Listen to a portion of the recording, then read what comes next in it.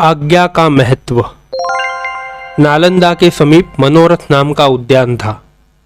एक बार गणधर गौतम अनेक शिष्यों के साथ वहां समवस्रुत हुए। तीर्थंकर पार्श्व की परंपरा में दीक्षित उदक नाम का श्रमण जिज्ञासा के समाधान हेतु गौतम के पास आया। वह पेढ़ल का पुत्र और मेदार्य गोत्र वाला था। उसने गौतम से श्रावक के विषय में अनेक प्रश्न पूछे। गौतम ने उनका समाधान किया। एक प्रश्न के समाधान में एक कथानक सुनाते हुए गौतम ने कहा, रत्नपुर नगर में रत्नशेखर नामक राजा था। एक दिन प्रसन्न होकर राजा ने पटरानी, रत्नमाला आदि रानियों को कौमुदी प्रचार की आज्ञा दे दी। नागरिक लोगों ने भी अपनी स्त्रियों को कौमुदी महोत्सव में क्रीड़ा करने की अनुमति दी। राजा ने ढिंढोरा पिटवा दिया कि कौमुदी महोत्सव के प्रारंभ हो जाने पर सूर्यास्त के बाद जो कोई व्यक्ति नगर में मिलेगा उसको बिना कुछ पूछताछ के दंडित किया जाएगा। एक व्यापारी के पुत्र उस दिन क्रय विक्रय और व्यापार में इतने व्यस्त हो गए कि सूर्यास्त हो गया। उनकी समझ में ही नहीं आया। सूर्यास्त होते ही नगर द्वार बंद कर दिए गए। वे छहों वणिक पुत्र समय के अतिक्रांत हो जाने पर बाहर नहीं जा सके। वे भयभीत होकर नगर के मध्य में ही कहीं छुप गए।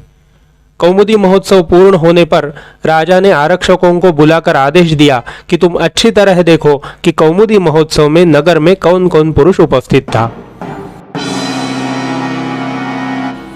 आरक्षकों ने पूर्ण रूप से निरीक्षण कर 6 वणिक पुत्रों की बात राजा से कही। आज्ञा भंग के अपराध से राजा ने कुपित होकर 6 को मृत्युदंड दे दिया।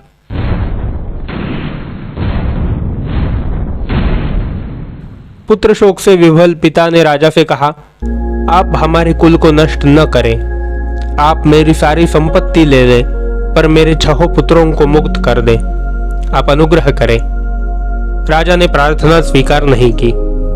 तब वणिक हताश होकर 5, 4, 3, 2 और 1 पुत्र की मुक्ति की प्रार्थना करता रहा। राजा ने उसके निवेदन को स्वीकार नहीं किया। अंत में वणिक राजा के चरणों में गिर पड़ा और गदगद स्वरों में निवेदन करने लगा। राजा का मन करुणार्द्र हुआ और ज्येष्ठ पुत्र को मुक्त करने का आदेश उसने दे दिया। गणधर गौतम और पार्श्वपत्तीय श्रमण उदक की चर्चा लंबे समय तक चली। उदक का मन समाहित हो गया। चर्चा संपन्न होने के बाद उदक बिना कृतज्ञता ज्ञापित किए ही जाने लगा। गौतम ने कहा, उदक, तुम बिना कुछ कहे ही जा रहे हो। तब उदक ने कहा कि आप क्या कहना चाहते हैं, मैं समझ नहीं सका। गौतम ने शिक्षा देते हुए कहा कि लौकिक परंपरा में भी शिक्षा गुरु के प्रति सम्मान व्यक्त किया जाता है, फिर परमार्थ का तो कहना ही क्या। यह सत्य है कि पूज्य व्यक्ति पूजा प्रतिष्ठा की भावना से दूर रहता है, पर व्यवहार में यह अनिवार्य हो जाता है कि पूज्य के उपकार को बहुमान दिया जाए।